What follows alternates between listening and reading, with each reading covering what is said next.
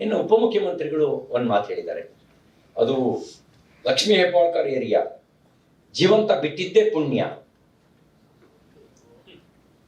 ನಾನು ಕರ್ನಾಟಕದ ನಂದನವನದಲ್ಲಿದ್ದೀನಿ ಅಂತ ಅನ್ಕೊಂಡಿದ್ದೀನಿ. ಬನಾನಾ ರಿಪಬ್ಲಿಕ್ ಅಲ್ಲಿ ಇದೀವಿ ಅಂತ ನಾವು ಅನ್ಕೊಂಡಿಲ್ಲ.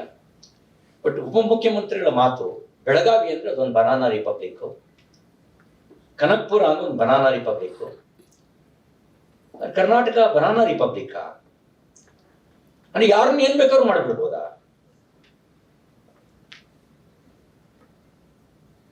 ಅವರ ಹೇಳಿಕೆ ಉಪಮುಖ್ಯಮಂತ್ರಿಯ ಘನತೆಗೆ ತಕ್ಕದಲ್ಲದ ನಡವಳಿಕೆ ಆಗಿತ್ತು.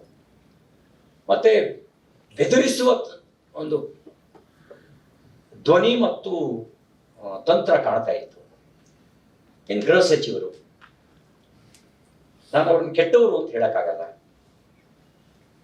ಗೃಹ ಸಚಿವರು. ಆದರೆ ಗೃಹ ಸಚಿವರ ನಿಯಂತ್ರಣದಲ್ಲಿ ಗೃಹ ಇಲಾಖೆ ಇದೆಯಾ ಅನ್ನೋದು ಅನುಮಾನ ನನಗೆ.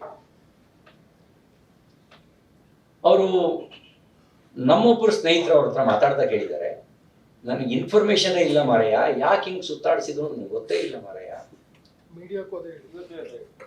ನನಗೆ ಮಾಹಿತಿನೇ ಇಲ್ಲ, ಯಾವನ್ ಡೈರೆಕ್ಷನ್ ಕೊಟ್ಟನೋ ಏನೋ, ಇವೆಲ್ಲ ಬೇಕಿತ್ತ ನಮಗೆ ಅಂತ ಹೇಳಿ ಮುಂದುವರೆದು ಹೇಳಿದ್ದಾರೆ.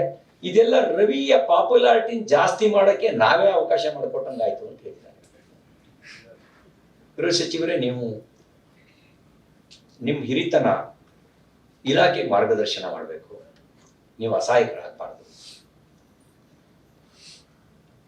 ನಾನು ಆಗ್ರಹಿಸ್ತೇನೆ, ನೀವು ಗೃಹ ಸಚಿವರಾಗಿ ಕರ್ತವ್ಯ ಲೋಪ ಎಸಗಿದ ಅಧಿಕಾರಿಗಳನ್ನ ಸಸ್ಪೆಂಡ್ ಮಾಡಿ. ಆಗ ಇಲಾಖೆಯೂ ನಿಮ್ಮ ನಿಯಂತ್ರಣಕ್ಕೆ ಬರುತ್ತೆ, ನಮಗೂ ನಿಮ್ಮ ಕಾರ್ಯದಕ್ಷತೆಯ ಬಗ್ಗೆ ವಿಶ್ವಾಸ ಮೂಡುತ್ತೆ, ರಾಜ್ಯದ ಜನರಿಗೂ ವಿಶ್ವಾಸ ಮೂಡುತ್ತೆ.